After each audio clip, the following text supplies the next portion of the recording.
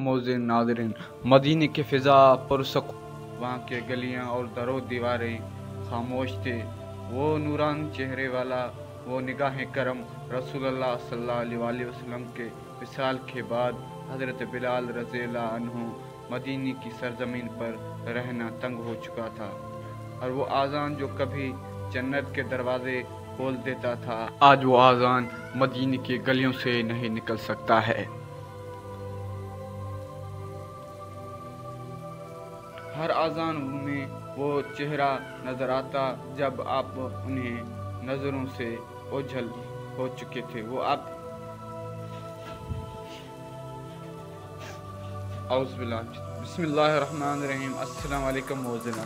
मदीने की फ़िज़ा पुरसकून थी।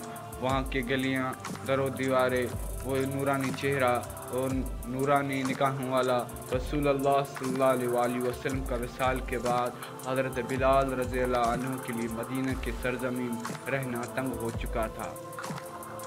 कभी वो आज़ान जब जन्नत के दरवाजे खोल देता था, अब वो आज़ान गलियों से नहीं निकल सकता।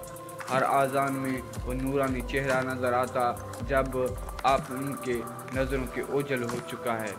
एक सुबह वो पर चढ़कर अल्लाहु अकबर, मगर जैसे हुई अशहदु अन्न मुहम्मद रसूलुल्लाह कहा, आवाज़ धीमी हो चुकी थी।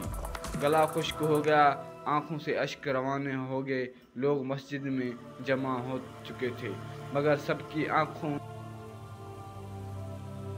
नम थे। कोई रो रहा था, कोई सिसकियाँ ले रहा था।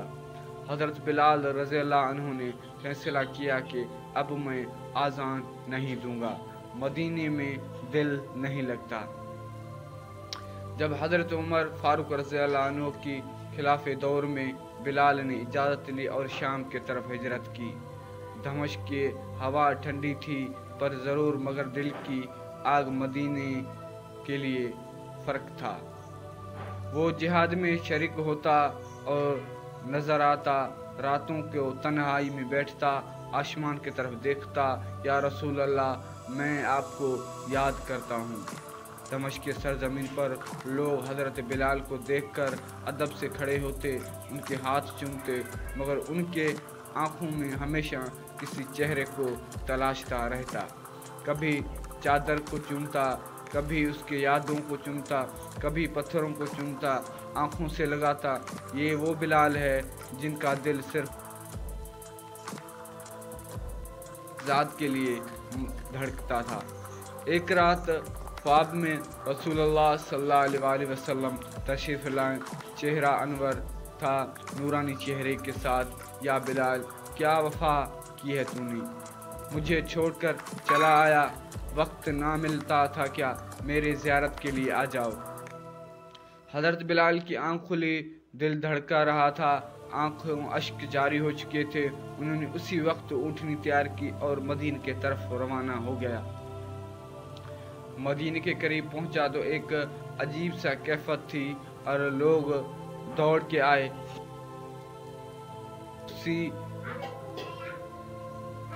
वापस आ गया, आज़ान देने वाला वापस आ गया। सहाबा कराम जमा हो गए। हज़रत हसन और हज़रत हुसैन रज़ियल्लाहु अन्हु आए और कहा, चाचू जान, हमें नाना रसूलुल्लाह सल्लल्लाहु अलैहि वसल्लम की आज़ान सुना दो। बिलाल ने कांपते हाथों से उन्हें सीने से लगाया। आखिरकार मस्जिद नबी के छत पर चढ़ा, वहीं जगह, वही मंजर। फिर अल्लाह अकबर का आवाज़ बुलंद किया और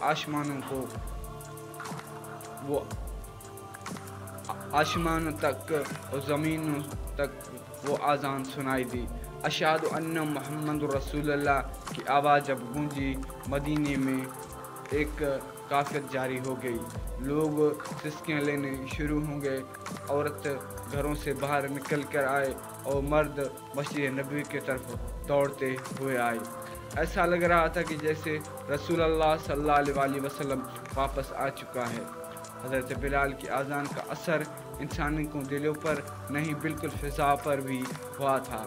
परिंदे, दरख्त, पत्ते सब गूंज उठते थे जब हज़रत बिलाल रज़ियल्लाहु ताला अन्हु आज़ान देते थे, जैसे कि सारी कायनात उसी लम्हे कैद में था।